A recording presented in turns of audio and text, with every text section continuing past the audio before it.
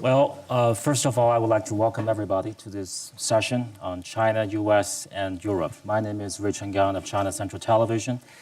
You're all on TV, and I was on the phone with one of China's top economic advisors earlier today, and we were talking about this subject matter as well. And he was telling me that Europe as a whole is still the largest economy in the whole world, and US is second, and China the third largest economy of the world.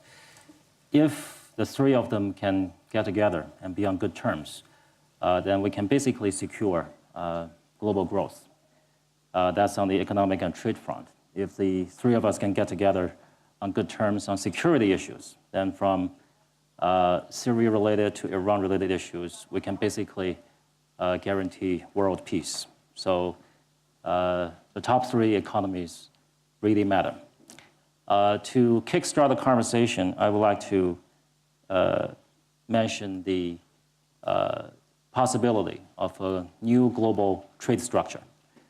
In China, there is very strong indication that China would like to be part of the more advanced trade framework, i.e. the TPP, and we understand that there's a lot of conversation going on between the US and Europe in setting up a free trade agreement between the two. And I think China is open to the possibility of a China-US free trade agreement and possibly a China-Europe free trade agreement. And on that note, if I may invite Deputy Prime Minister of the UK, Mr. Nick Clegg, to share with us his thoughts on this new global trade structure. Sure. Well, first, thank you very, very much for inviting me onto your panel. I think it's worth just spending 10 seconds reflecting on quite how dramatically the international trade system has changed since the GATT was formed in the aftermath of the Second World War. At that time, the international architecture embodied in the GATT, of course, was entirely dominated by Europe and the United States. And of course, now we live in a much more complex world where power is shifting very dramatically, most dramatically exemplified by the rise of Chinese economic clout. Power has shifted dramatically from the west to the east, and that old order that was reflected in the GATT has become much more dispersed. And I think that's then, in the intervening years, been reflected in a move away from sort of global rules, which were sort of equally binding on everybody, to an ever accelerating proliferation of bilateral and regional arrangements. So the European Union is a regional arrangement itself. NAFTA, ASEAN, Mercosur, and this has been this huge proliferation of both regional and bilateral agreements. The European Union has just over the last few months signed agreements with Canada, Korea, Japan. So I think we have got two big challenges, as you put it, moving forward. First, how do we ensure in this increasingly complex web of rules and overlapping agreements, multilateral, plurilateral, bilateral, regional, how do we make sure that the disciplines are there to ensure that everybody abides by the rules they've entered into? Because I think with complexity comes a danger that people live by the rules only in name but not in practice. And then I guess the second thing really is this old debate which has been around for ages, which is, can we make the continuing impulse to big bilateral or regional trade agreements? The European Union and the United States have launched negotiations on what will be by far the biggest bilateral trade agreement ever, the so-called Transatlantic Trade and Investment Partnership, which covers would cover about half of global GDP. How do we make sure all of that happens without undermining the global multilateral disciplines, which are as important as they are? So I think kind of implementation, doing what we say in the trade system, and making sure that regionalism and bilateralism doesn't entirely undermine multilateral disciplines is, I think, a challenge for all of us, but a particular challenge for the United States, the European Union, and for China itself.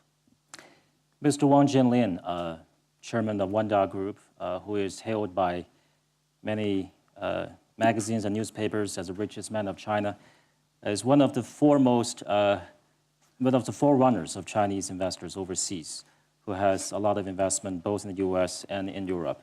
So, Mr. Wang, are you encouraged by the fact that China might become a beneficiary of the new global trade order as well, having been one of the biggest beneficiaries of the WTO structure over the last 10 years?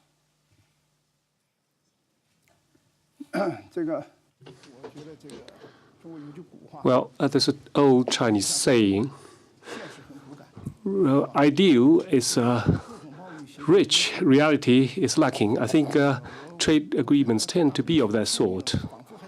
WTO feels like only yesterday we are already talking about new agreements to replace them, TPP or PPT, this or that. My own view is that as long as there are economically stronger countries and weaker countries, there will be no real equality between economies. The real equal trade relationship does not exist because countries are stronger or weaker. Therefore, trade will be better for some countries than others. So whatever agreements you have, there will be no absolute equality. The second thing is, after signing, what if you do not follow? Will there be arbitration? Will that work? Let's look at the EU. You have a fiscal agreement, but many your member countries fail to implement. What do? There are disputes at WTO. What about the effect of the decisions of the WTO? I think the issue of equality in trade relations is perhaps an ideal. For a country like China, we need to have a clear mind. Whether it's the US agreement or EU agreement, we need to have a clear mind ourselves. We need to focus on our own domestic economy to make sure it's good, to reduce the export of primary products, to reduce imbalance. That's the most important thing for China. Mr. Blankfein, part of the reason we raised this issue was because we all know that the U.S. has a lot of forward momentum with the economic recovery. The Europe is temporarily away from the deflationary pressures. And so while the European American economy are recovering, China has voracious appetite for American and European products. I hope so. And in turn, the recovery of the American U.S. economy is good for Chinese exports as well. It's a typical win-win situation. It always is in trade. Everybody has a stake in the success of the other. So are you encouraged by this scenario?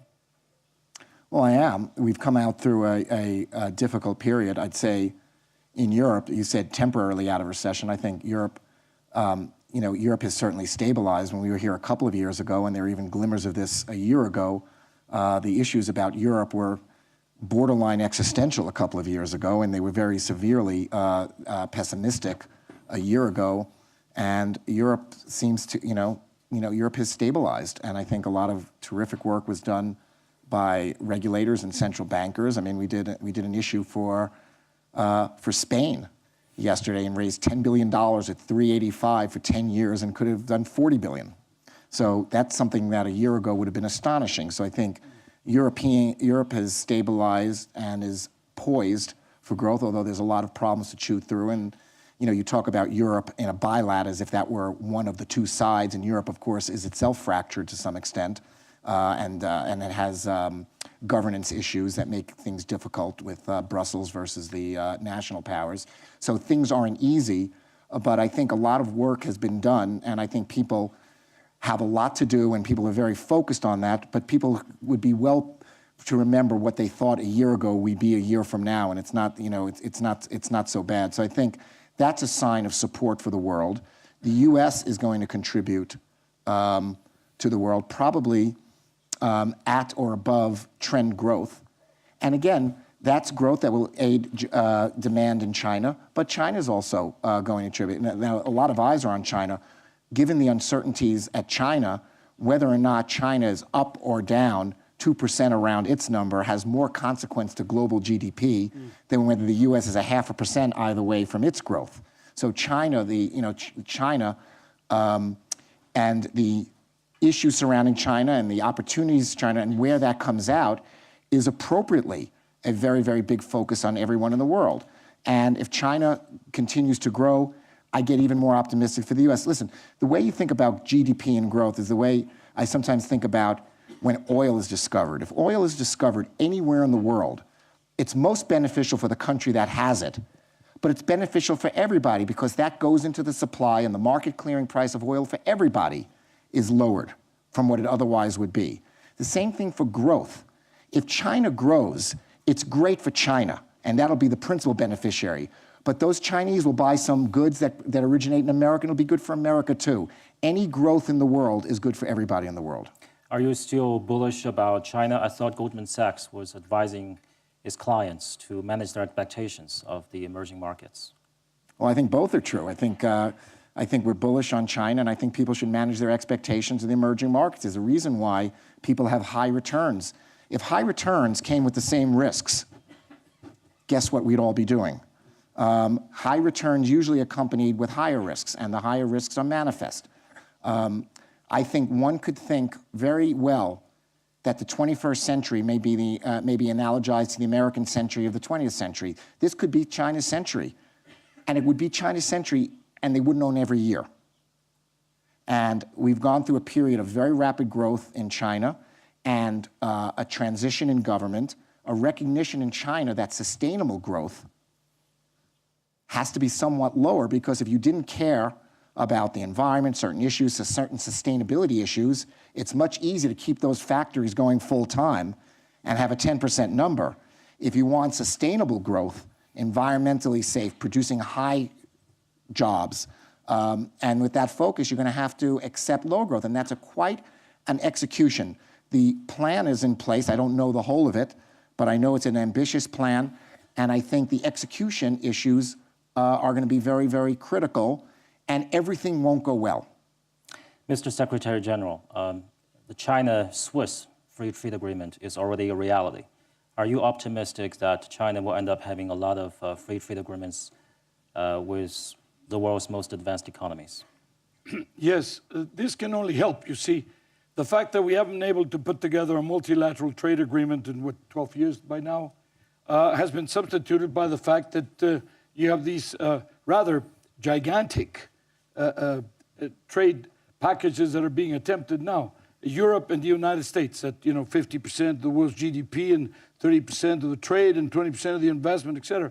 Then you have the TPP, and then you did not mention this is going on, this alliance of the Pacific in the Americas, where all the countries that have a coast of the Pacific are getting together, and they're bringing down protection, and they're bringing down, they're even allowing for the free movement of people. They're going a lot faster than all the other trade negotiations are going. That's also very important. So you do what you can in the sense that if the big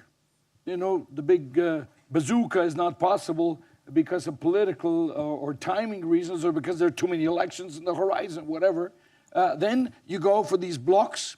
But these blocks, you got to build them in a way like Lego.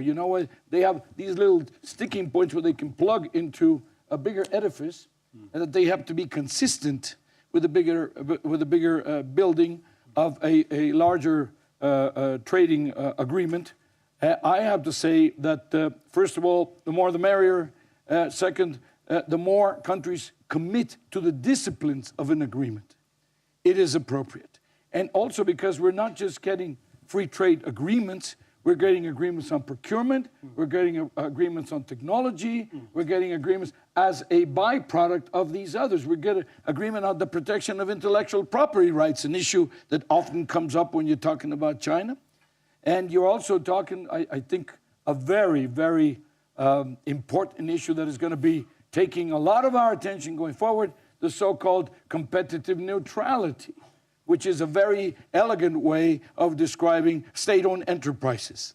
And when they go abroad, do they have the same rules? Do they have the same conditions? So all these things are happening as we speak. All of them are very exciting. All of them are very encouraging. And the more we see China plugged into these processes, the better off we will be. China is or will be very soon the largest economy, whether PPP or no PPP, whatever you do. It has to be a very important part of the solution. It has to be a very important part of the future prosperity of the world. Professor Nai, you are one of the world's top experts on international relations. Strategically, how would you see the China, U.S., Europe idea? Should we have a summit, annual summit of China, U.S., and Europe, and address some of the key challenges of the world?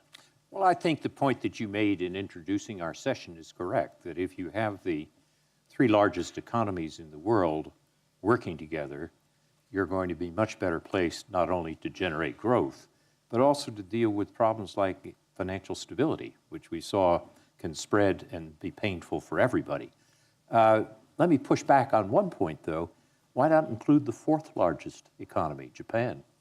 In other words, if you really want to get amass enough capacity to make sure that you really generate growth and handle financial stability problems, we shouldn't let the politics of relations between China and Japan or other countries interfere with this. We ought to, I'd say yes, get forward. Well, obviously, China and Japan are going through some difficult times. There's some tension going on, but America is inherently a key to the solution, isn't it? Well, it's true. I mean, right now we have the problems that have arisen out of the Dayu-Senkaku dispute. In October 2012, Secretary of State Clinton sent me and 3 other former government officials to call on the prime ministers of China and of Japan to say that from the American point of view, we wanted to have this put back into the status that was agreed upon by Tanaka and Zhou Enlai in the 72 when normalization occurred, which is you don't have to agree where sovereignty is. Just get it off the front burner. Put it on the back of the stove. Let it simmer. And that wisdom of those earlier leaders, which is instead of letting relations between the 2 largest economies other than Europe be disrupted, the 2 largest economies in Asia, be disrupted by a dispute over 5 barren islands. For heaven's sakes, learn what they learned in 72. Get it off the front of the stove where it might boil over. Put it on the back of the stove. Let it simmer for another generation. That was the message that Hillary Clinton asked us to deliver to both prime ministers. I think both sides understood this. The danger is miscalculation, that somebody makes a mistake, the mistake then escalates, and before you know it, both Beijing and Tokyo are caught up beyond where they really intended to be. Should Hillary become the next U.S. president, since she was the one who came up with the idea of pivot, will the U.S. government be accelerating its pace in the so-called rebalancing of Asia? Well, rebalancing is not just a military position, as some people think. It really is looking at Asia as the center of growth in the world economy. And frankly, I think the United States wasted the first decade of the 21st century in some of the poorest parts of the world. We should have been focusing on the center of the world's growth, which is in East Asia. And I think Hillary understood that. I think she devoted a great deal of time and attention to that. So I would expect that if you had a Clinton presidency or a Hillary Clinton presidency, you would probably find a good deal of attention to East Asia. And there seems to be a lot of fear, phobia building up once again towards China, against China. There was a recent article on The Economist comparing China to the 1914 Germany. Should we worry about that? There's always worry. I mean, after all, in 1914, if we were sitting here in Davos or any European spa on January 23rd or 24th, and somebody said, what's going to happen this year? We would have said, great economic growth, trade relations between Germany and Britain are increasing. Is there a chance of war? Possibly. There might be a third Balkan war, but it'll be short. Nothing really big to worry about. Of course, what we wound up with is a war that destroyed Europe's centrality in the whole balance of politics, world power. So I don't want to say that there's no prospect that an accident or miscalculation could escalate. But I've just written an article on Project Syndicate, say, are we going to visit 1914? And I've said that though I'm a loyal reader of The Economist, I think in this case they're wrong. Now let's go back to China-Europe relations. David Cameron paid a very important visit to Beijing last year, and during which he mentioned that the the Chinese investment to the UK in the last 18 months has exceeded the total sum of the last 30 years. Exactly how much does the UK need China, Mr. Clark? Oh, I think any open economy such as the United Kingdom, and the United Kingdom is nothing if it is not and does not remain open, which is why I strongly feel that it remains massively in the United Kingdom's interest to remain a full and committed member of the European Union, because it is only through the collective clout of the European Union that we can successfully negotiate with economic superpowers such as China. I think United Kingdom, however much I am a proud Brit, we are nonetheless a country of 60 million, and I think we probably speak with greater authority on trade issues when we speak as part of a bloc of 500 million consumers and what remains the world's largest borderless single market. And the fact that last year talks on a new EU-China investment agreement were launched, I think is a very important step forward, and I hope it's successful. You're quite right, there's been a complete transformation in the investment levels. They're still quite low, though. They're still quite low. But your government was already criticized by the UK media as being overly open to Chinese investment. As remember, there was an article suggesting that the Cameron administration is surrendering sovereignty to China. Look, I think you have to hold these things in balance. There is no future in protectionism, but equally there's no future in not being open about where your values may conflict. And clearly there's ongoing discussions about political reform, human rights, and so on. And as I said earlier, I think it's really important with each step in this journey that, as I think many of us have said, is that we don't just sign up to new agreements, but we really do make sure that we adhere to them, and that there are disciplines with teeth that make sure that where they're not being applied, countries pay a penalty. Because otherwise, I think very quickly, this increasingly complex web of bilateral regional agreements will indeed, as you suggested earlier, become a plaything for the most powerful members of the World Trade System. And while, of course, you can never have complete equality in a trade system, I don't think we should overlook the extraordinary radicalism of the idea of multilateral rules, because it does actually, legally at least, put the weak on the same footing as the strong. And that's a remarkable thing, and I think we discard that principle at our peril. Mr. Secretary General, would you like to comment? Yes, I was going to comment on the U.S.-China discussion.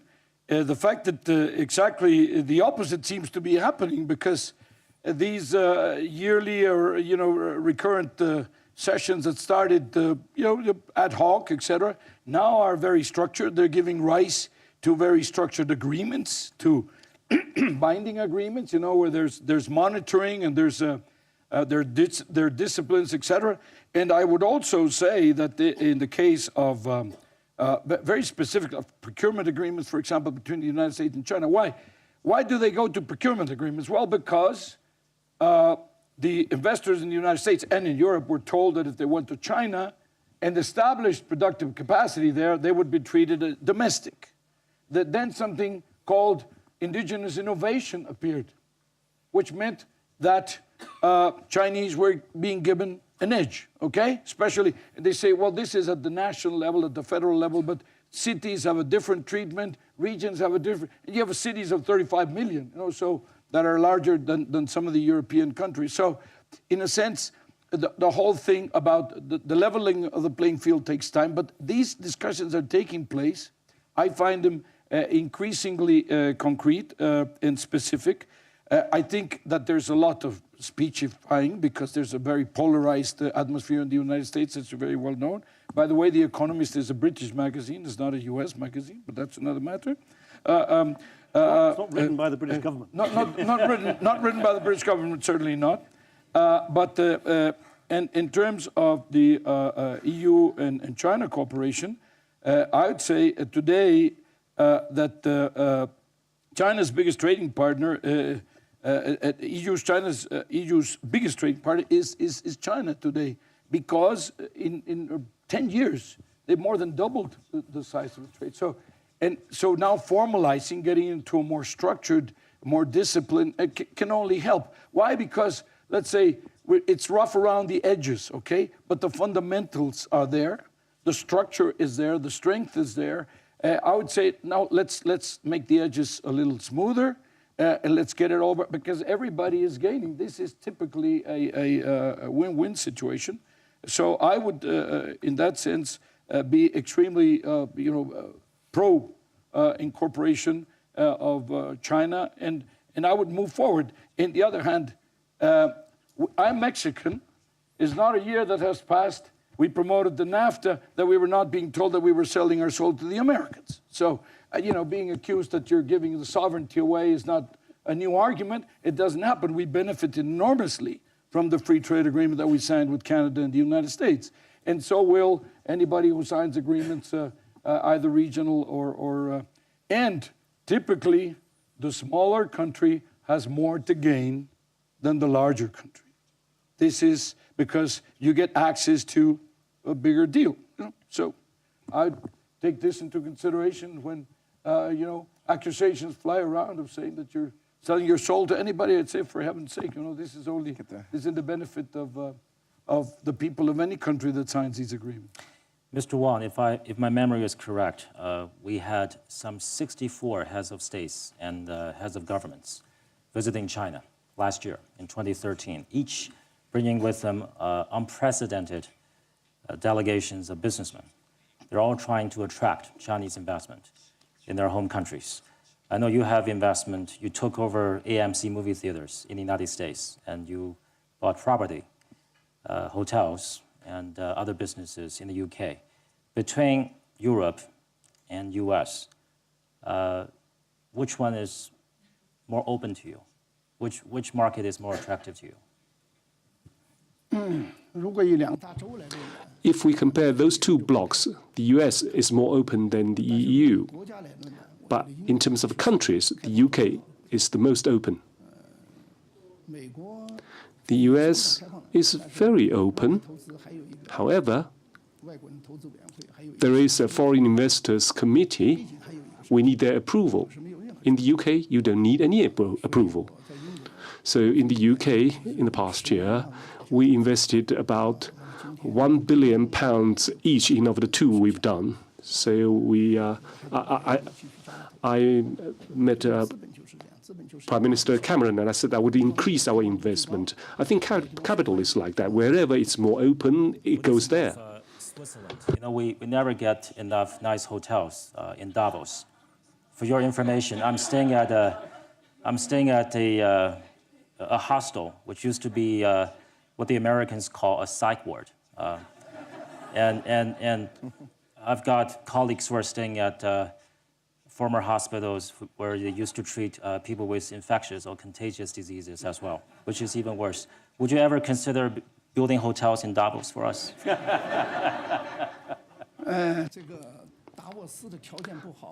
Davos is perhaps well known for lack of hotels. 4 years ago, after returning from Davos, I wrote an article, just one sentence. Coming to Davos is a pain to suffer. Indeed, you pay a lot of money to come to sleep in a very narrow bed. So last year, when Dr. Schwab said to me in Dalian, would you be coming again in winter? I said, no. He said, why? I said, well, I can't put up with accommodation. He said, I guarantee we'll give you a good room.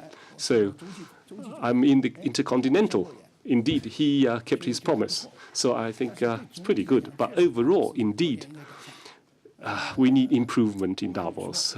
To be frank, I did think about a 5-star hotel in Davos so that there would be more Chinese coming to Davos. So, well, it might be within this year. In fact, I did think about it. Mr. Blankfein, Mr. Wang was pretty lucky. Actually, we were anticipating some difficulties when he was trying to take over the AMC movie theaters, because there was some sensitivity about movie theaters. But he was lucky. But there are currently some concerns about the a Chinese company who's trying to buy into a U.S. company that makes pork and sausages. So if you were to testify on Capitol Hill in favor of greater openness between China and U.S., what would you say? Well, you'd start with the theme that trade is good. Chinese are good owners. Their capital is good. Their investment in the United States brings jobs, just like U.S. dollars invested in the United States brings jobs, and that the benefit of the doubt should be granted, and then anything that's not a risk to the U.S. security or any other consideration that's being guarded through these rules like CFIUS, if it's not otherwise bad, then it's good. You shouldn't look for, the United States shouldn't be a validation that you need. You just need to avoid certain areas that all countries would have a security interest in. I'm sure China has the same thing. I'm sure if I wanted to build a big, tall hotel next to big radio antennas emanating from the security agencies of China, I probably wouldn't be able to do that.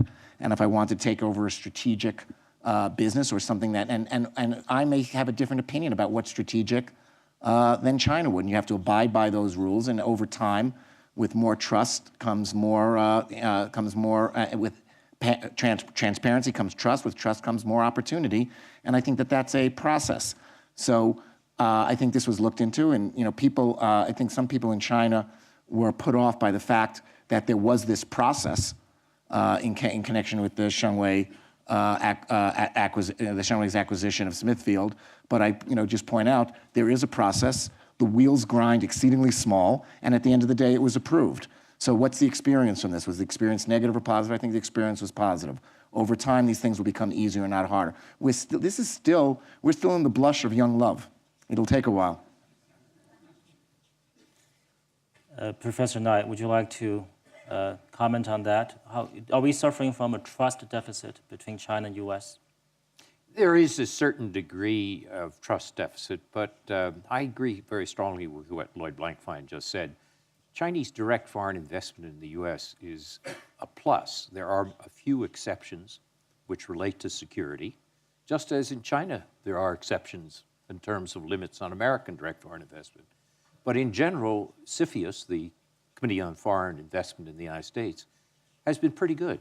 And in that sense, I think the good thing about bringing Chinese investment into America is if you look back at the 1980s when there was a great mistrust of Japan and trade and what it would do, Japanese factories in the U.S. developed a constituency among American workers for Japanese factories and Japanese companies. Chinese factories in the U.S. can make that same sort of constituency. The more contact we have, the better it's going to be to restore or develop that kind of trust.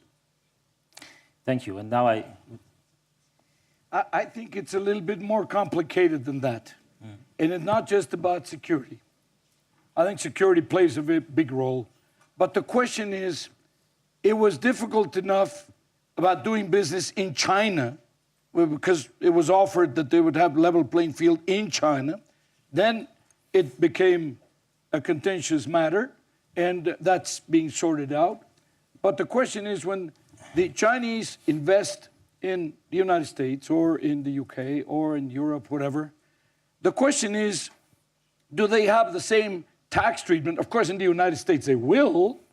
By definition, they will have to abide by the local laws. But what about the company, the mother company, who is feeding them with the funding, who is feeding them with the technology, who is feeding them with... do they over there do the taxes? Is it a level playing field on taxes? Is there a level playing field on dividends? Do they pay dividends to anybody? Shareholders, do they pay dividends to the Ministry of Finance? Well, that's a big issue. If they are state-owned, it's not just about state-owned, but state-owned particularly, I would say. The governance of these companies, the regulations are so tough and complex. They are part of the costs doing business in the West. Are the regulations the same so that it generates a level playing field or not? The labor rules.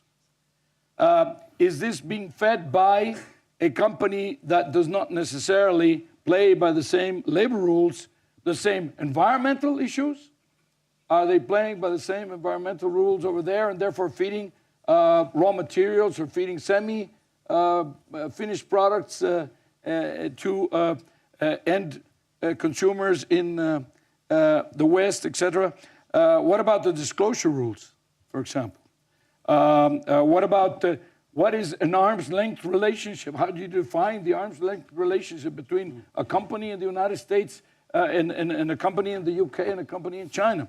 These issues are more complex. This is why I say that this question of competitive neutrality, which is an elegant way of describing the phenomenon, is going to continue to be an issue, because it's not just about the investor physically present in the Western market, but the way in which it connects with the mother company in China that may or may not be subject to the same rules. Could I just add a point on that? I agree with what Angel Correa said about differences in the trade field, but what I was addressing was direct investment.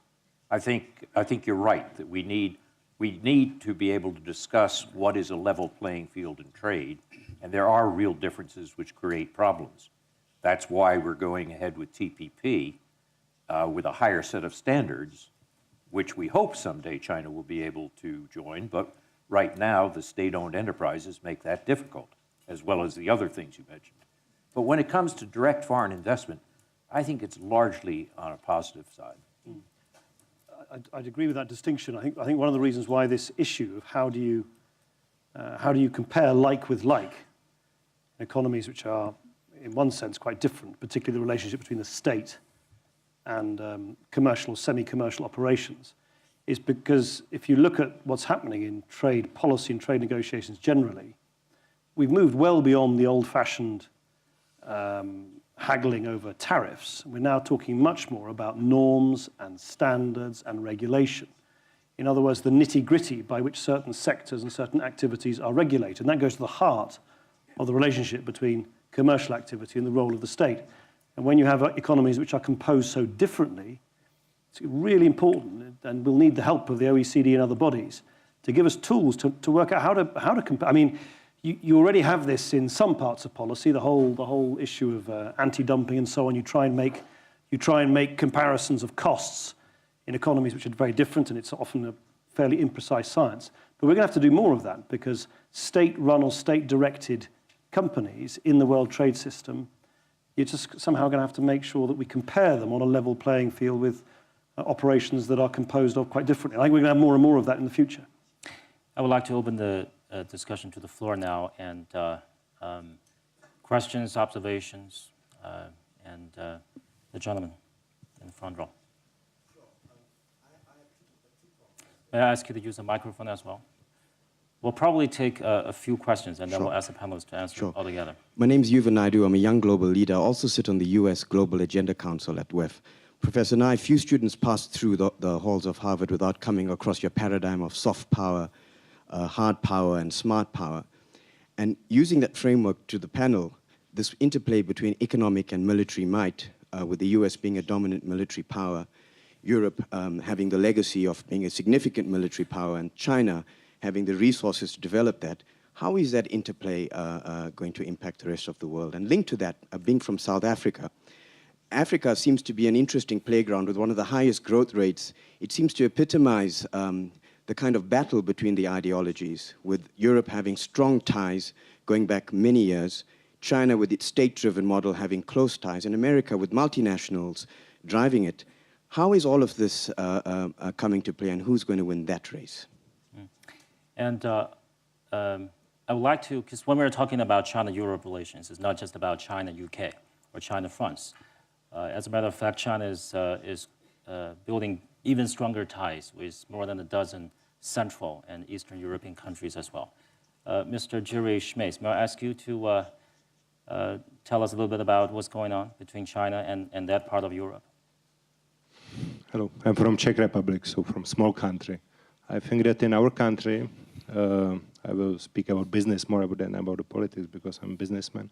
I believe that we are more predisposed to do the business in China because we are more adaptive as a small country and behaving humble and be patient in China, which is, I believe, important in China.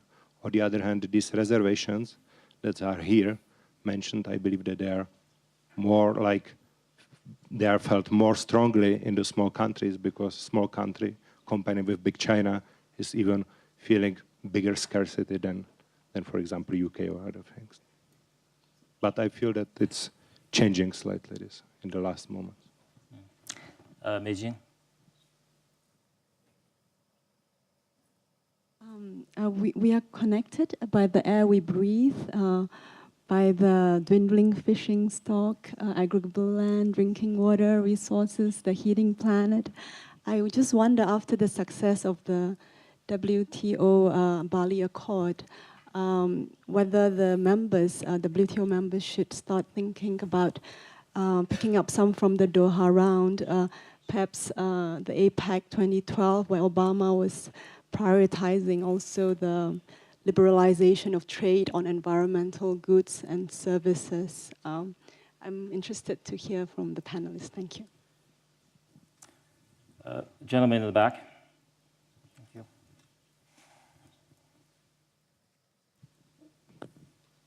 Thank you. I think this is a very interesting conversation. But if you look at the mega trends as to where the economy is evolving, developing countries, emerging economies have already reached about 50% of the world GDP.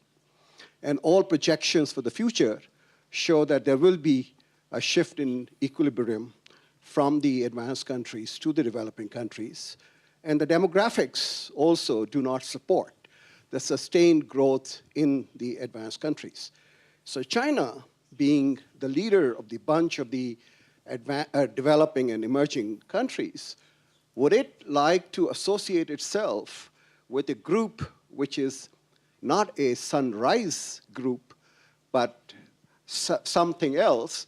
Or would it be better for you to be associated with the countries which are on a secular upward moving curve? Roger Barnett, you had a comment, share?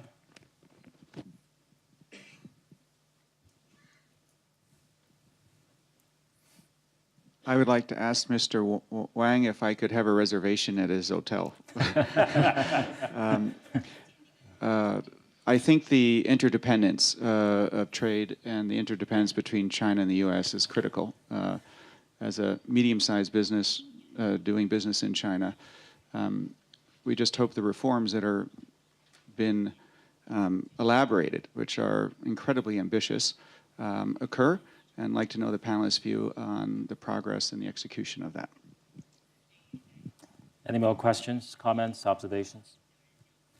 I'm going to pick a question from the iPad, from the internet as well, while the panelists may choose to answer one or some of the questions that they just raised.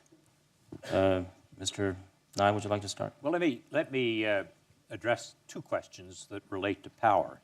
One was the question is, should China cast its future with the BRICS and the other emerging countries or not? And the argument was that the West is in decline economically and demographically. I think that's a profoundly short-sighted analysis. If you look at demography, the United States is the one rich country which will still have the same ranking in world demographic tables in 2050 that it has today, number 3. Number 1, which is now China, will no longer be number 1. India will be number 1. So don't sell short the United States on demography. Also, when China's economy is larger than the United States in total GDP, it will take another 40 or 50 years before China's economy will be equal to the United States in per capita income, whether you use PPP or currency rates. And that is a measure of the sophistication of an economy. So don't assume that Chinese growth, much as I applaud it and welcome it, means that China is passing the United States in overall power, particularly when you then add military power and soft power. And that goes to the other question, which was, how does a country use its soft power? Soft power is the ability to get what you want through attraction rather than coercion or payment. And there, the key to the use of soft power for Europe, China, or the United States is to be able to combine hard and soft power in a way that they don't cancel each other out. When the United States invaded Iraq, our use of hard power toppled Saddam Hussein in a matter of weeks. And it also was terribly destructive of American soft power. That's an example of how not to combine hard and soft power. I would argue that China faces a similar dilemma in the South China Sea and the East China Sea. If it wants to prevail in Scarborough Shoal and chases the Philippine boats out because it says it's a Chinese sovereign area, it winds up with a shoal with some fish, but it's lost soft power in Manila, which is worth more. So the key to power for all three is going to be to figure out smart power strategies so that your hard and soft power reinforce each other. Right now, if you ask who's doing best on this, I have to think the Europeans are. Indeed, it's a little bit embarrassing for me to say so, but recent public opinion polls show that Britain exceeded the United States in latest soft power rankings by Monocle magazine and others. Hu Jintao said that China needed to increase its soft power. Xi Jinping has repeated that. They're absolutely right. If your hard power, your economics and military are increasing, you want to become more attractive to your neighbors, not frighten them. So China's right to try to increase its soft power. They're still working on the problem.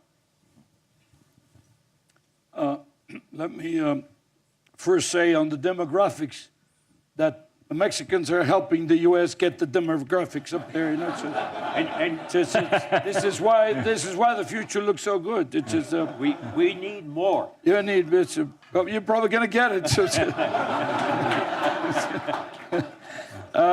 let me say a comment on the small countries feeling more scared, but slowly getting more used to it. I think this is what's happening with practically everybody. Lloyd Blankfein said, "We are in the early stages of puppy love." It's kind of that.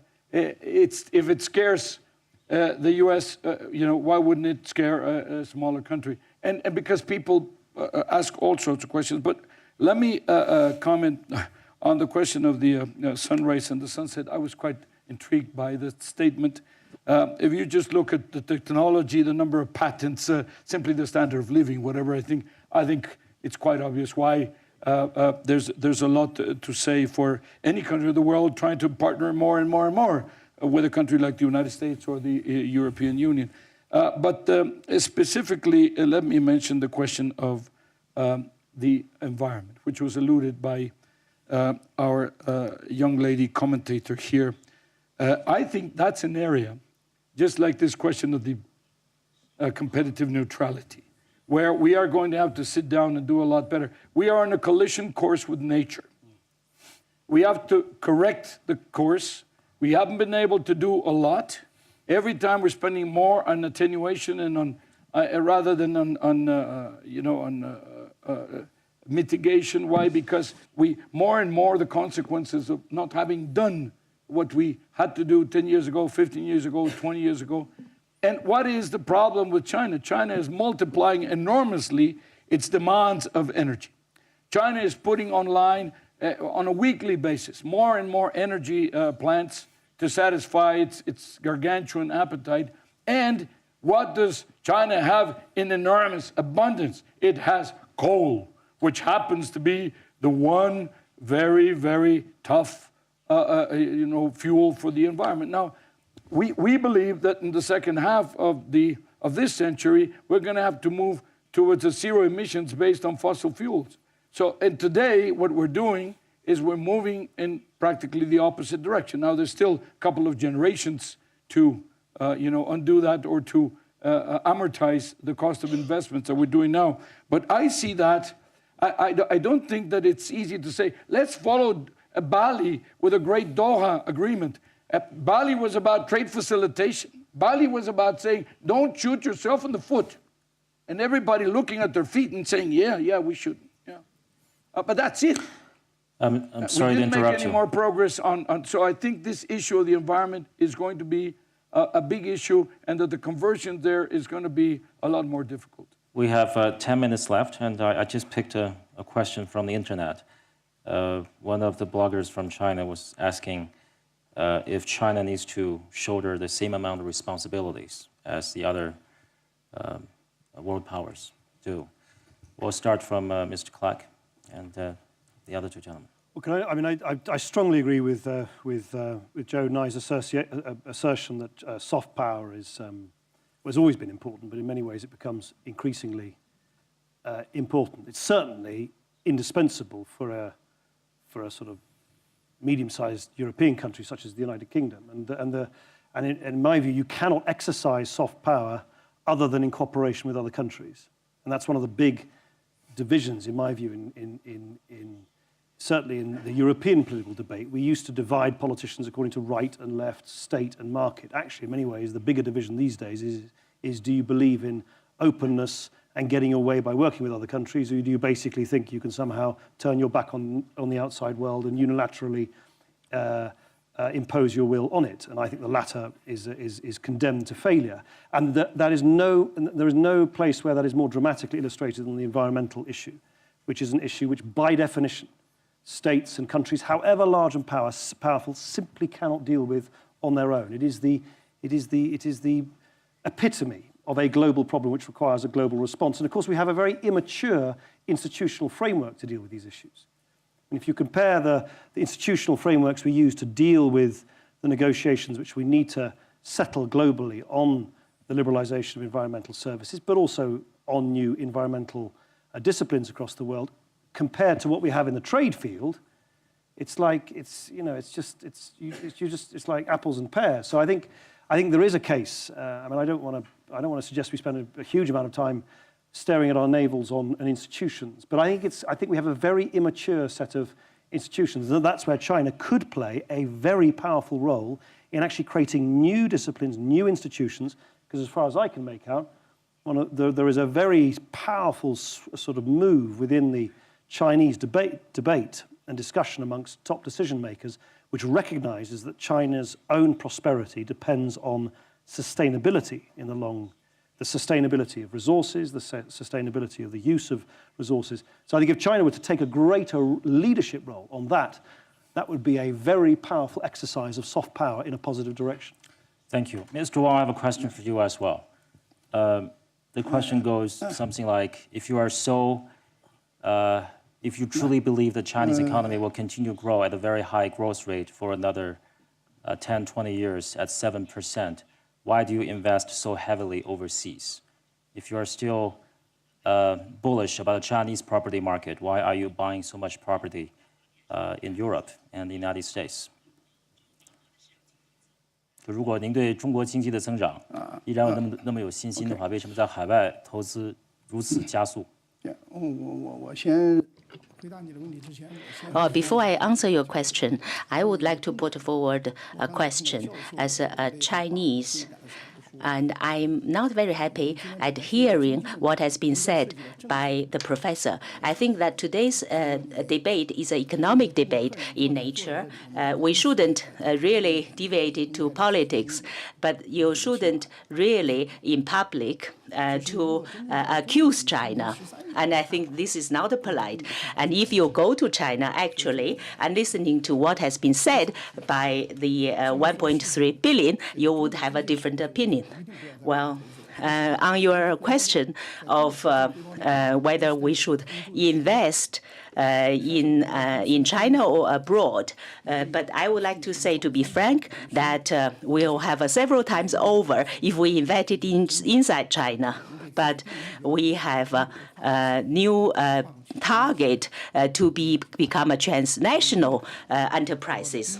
So we wouldn't aim at a very high return, and so that's why we are going out and invest abroad. If I want to earn the Chinese currency, I would not really come out.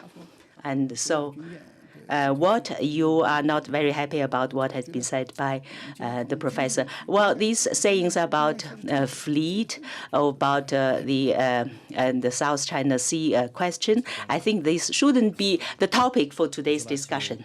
respond to some of the questions. 那么你能不能回答 I'll tell you one of the themes that are coming out here. We have to distinguish between outward investment by state-owned enterprises and obviously private enterprises. The chairman here is a private enterprise. He invested in AMC quite successfully. When you're dealing with state-owned enterprises, the question for a regulating authority is, and we said, is obviously security, but it goes beyond security, because when you're dealing with state-owned enterprises, you'd like to know that a competitor in your home country has a commercial motive, not a national motive, and motives are sometimes questioned when the ownership is the state. And by the way, that's not just for China, that's true for European national companies as well, and others. And the other thing that's interesting that comes up, if one enterprise is owned by the state and another enterprise is owned by the state, they have common ownership and have common control. How should we view, even for antitrust rules, or even for who controls it, if an energy company buys something in the United States and another energy company, a different SOE, buys it in the United States? For purposes of US regulation, were those US companies, that would be viewed as one enterprise if they're under common control. So this issue of state-owned enterprises is, what is the enterprise? If the state-owned oil company, the state-owned bank, does that include every enterprise controlled by the common control, which is the state? And will they act for each other's benefit? Can they deal at arm's length? That's a set of issues also, which is why you have to almost make a line between the activities of private enterprise and state-owned enterprise, which I think is a good segue into another issue based upon regulation. Very hard, and goes into also the responsibility of China as well. The responsibility of China obviously extends to participation in environmental issues, things where the expertise and the wealth of China can be supportive, but also there's an issue about acceding to certain national norms in some cases. So for example, where the exceptionality of China creates difficulty. So China, the second largest economy in the world, going on to being the first largest economy in the world, has a managed currency. The largest currency in the world, the largest trader in the world has a managed currency. Now that's appropriate to the needs of China, and the statement will come back, well, is it anybody's business that China's currency is managed? Well, it's the business of those to whose currencies it's managed against. And so those things like that have to be sorted out and responsibility. Is China wrong for doing that? No. Are the other countries wrong to object? No. They're just hard to reconcile. And so the reconciliation and throwing in with a global system where China is not wrong and doesn't need to be browbeaten and shouldn't be criticized because it's clearly done what's in its national interest. But at some point, China becomes so big that its national interest becomes consistent with the global interest when you're that big. And the global interest may require a kind of a integrated system where an aberrational player that has so much national intervention in its businesses may not fit. And so China, of course, is going through reforms and a march towards privatization. We're all excited and enthusiastic about that, and the Chinese recognize that that's a way, and it's a question of what stage of development they're on. So I'm not suggesting anything that the Chinese don't know themselves.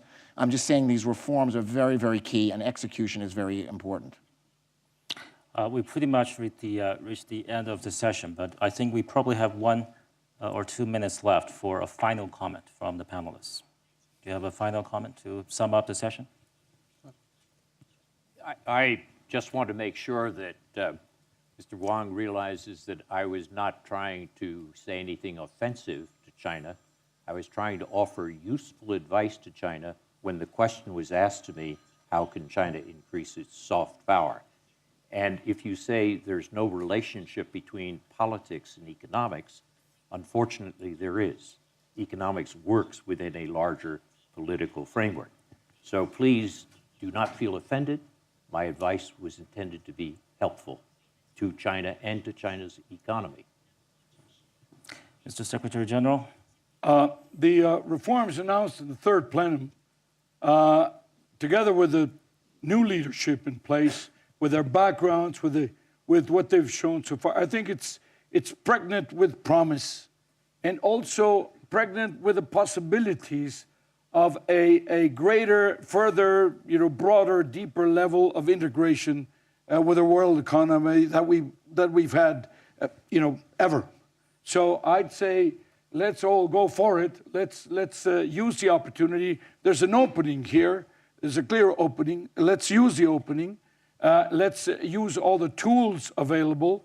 And I think the type of dialogue that Lloyd was suggesting that should be had is critical, because it's not that anybody is wrong or anybody is deliberately trying to hurt the other party. Everybody's thinking of their own best interest. That, in the end, is the ultimate mandate of governments. But that has to be mitigated by the fact that the limit of that is the global, the systemic interest. And I think we got a good chance. We should go for it.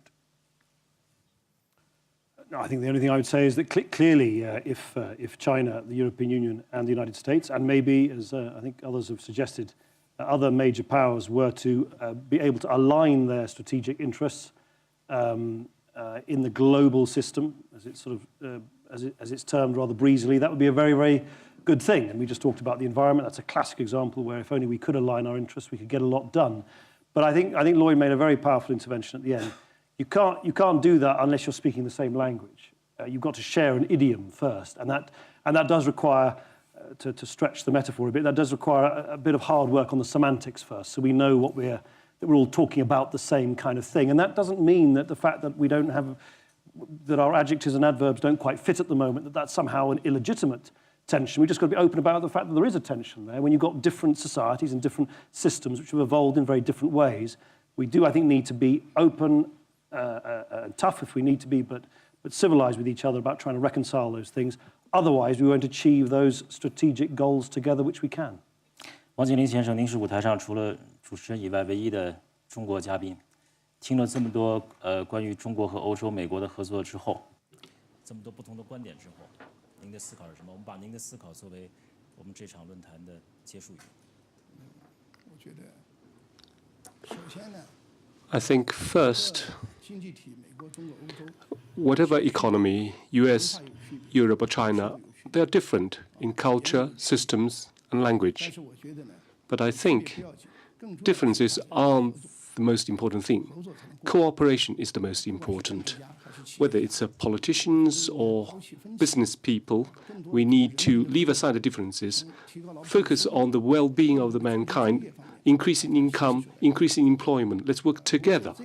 If we can do that, then that's what Davos has contributed to the world. That's my view. Really warm round of applause for the gentlemen. Thank you very much.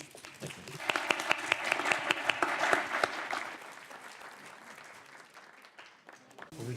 Well, first of all, I would like to welcome everybody to this session on China, US, and Europe. My name is Rich Gang of China Central Television. You're all on TV, and I was on the phone with one of China's top economic advisors earlier today, and we were talking about this subject matter as well. And he was telling me that Europe as a whole is still the largest economy in the whole world, and US is second, and China the third largest economy of the world. If the three of them can get together and be on good terms, then we can basically secure global growth. That's on the economic and trade front. If the three of us can get together on good terms on security issues, then from Syria-related to Iran-related issues, we can basically guarantee world peace. So the top three economies really matter. To kickstart the conversation, I would like to mention the possibility of a new global trade structure. In China, there is very strong indication that China would like to be part of the more advanced trade framework, i.e. the TPP, and we understand that there's a lot of conversation going on between the US and Europe in setting up a free trade agreement between the two. And I think China is open to the possibility of a China-US free trade agreement and possibly a China-Europe free trade agreement.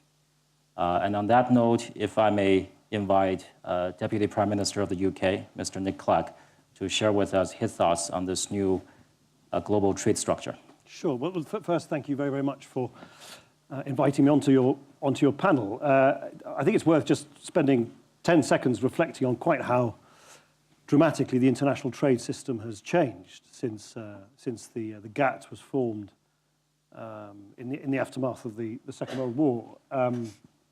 At that time, the international architecture embodied in the GATT, of course, was entirely dominated by Europe and the United States. And of course, now we live in a much more complex world where power is shifting very dramatically, most dramatically exemplified by the rise of Chinese economic clout. Power has shifted dramatically from the west to the east, and that old order that was reflected in the GATT has become much more dispersed. And I think that's then, in the intervening years, been reflected in a move away from sort of global rules, which were sort of equally binding on everybody, to an ever-accelerating proliferation of bilateral and regional arrangements. So the European Union is a regional arrangement itself. NAFTA, ASEAN, Mercosur, and there's been this huge proliferation of both regional and bilateral agreements. The European Union has just over the last few months signed agreements with Canada, Korea, Japan. So I think we have got two big challenges, as you put it, moving forward. First, how do we ensure in this increasingly complex web of rules and overlapping agreements, multilateral, plurilateral, bilateral, regional, how do we make sure that the disciplines are there to ensure that everybody abides by the rules they've entered into? Because I think with complexity comes a danger that people live by the rules only in name but not in practice. And then I guess the second thing really is this old debate which has been around for ages, which is, can we make the continuing impulse to big bilateral or regional trade agreements? The European Union and the United States have launched negotiations on what will be by far the biggest bilateral trade agreement ever, the so-called Transatlantic Trade and Investment Partnership, which covers would cover about half of global GDP. How do we make sure all of that happens without undermining the global multilateral disciplines, which are as important as they are? So I think kind of implementation, doing what we say in the trade system, and making sure that regionalism and bilateralism doesn't entirely undermine multilateral disciplines is, I think, a challenge for all of us, but a particular challenge for the United States, the European Union, and for China itself. Mr. Wang Jianlin, chairman of Wanda Group, who is hailed by many magazines and newspapers as the richest man of China, is one of the forerunners of Chinese investors overseas, who has a lot of investment both in the US and in Europe. So, Mr. Wang, are you encouraged by the fact that China might become a beneficiary of the new global trade order as well, having been one of the biggest beneficiaries of the WTO structure over the last 10 years?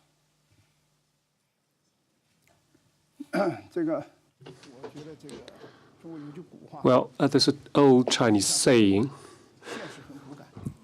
ideal is rich, reality is lacking. I think trade agreements tend to be of that sort. WTO feels like early yesterday. We are already talking about new agreements to replace them, TPP or PPT, this or that. My own view is that as long as there are economically stronger countries and weaker countries, there will be no real equality between economies. The real equal trade relationship does not exist, because countries are stronger or weaker. Therefore, trade will be better for some countries than others. So whatever agreements you have, there will be no absolute equality. The second thing is, after signing, what if you do not follow? Will there be arbitration? Will that work? Let's look at the EU. You have a fiscal agreement, but many your member countries fail to implement. What do? There are disputes at WTO. What about the effect of the decisions of the WTO? I think the issue of equality in trade relations is perhaps an ideal. For a country like China, we need to have a clear mind. Whether it's the US agreement or EU agreement, we need to have a clear mind ourselves. We need to focus on our own domestic economy to make sure it's good, to reduce the export of primary products, to reduce imbalance. That's the most important thing for China. Mr. Blankfein, part of the reason we raised this issue was because we all know that the U.S. has a lot of forward momentum with the economic recovery. That Europe is temporarily away from the deflationary pressures. And so while the European-American economy are recovering, China has voracious appetite for American and European products. I hope so. And in turn, the recovery of the American U.S. economy is good for Chinese exports as well. It's a typical win-win situation. It always is in trade. Everybody has a stake in the success of the other. So are you encouraged by this scenario? Well, I am. We've come out through a difficult period. I'd say in Europe, you said temporarily out of recession. I think Europe, Europe has certainly stabilized. When we were here a couple of years ago, and there were even glimmers of this a year ago, the issues about Europe were borderline existential a couple of years ago, and they were very severely pessimistic a year ago. And Europe seems to, Europe has stabilized, and I think a lot of terrific work was done by regulators and central bankers. I mean, we did an issue for Spain yesterday and raised $10 billion at 385 for 10 years and could have done 40 billion. So that's something that a year ago would have been astonishing. So I think Europe has stabilized and is poised for growth, although there's a lot of problems to chew through. And you talk about Europe in a bilat as if that were one of the two sides. And Europe, of course, is itself fractured to some extent, and it has governance issues that make things difficult with Brussels versus the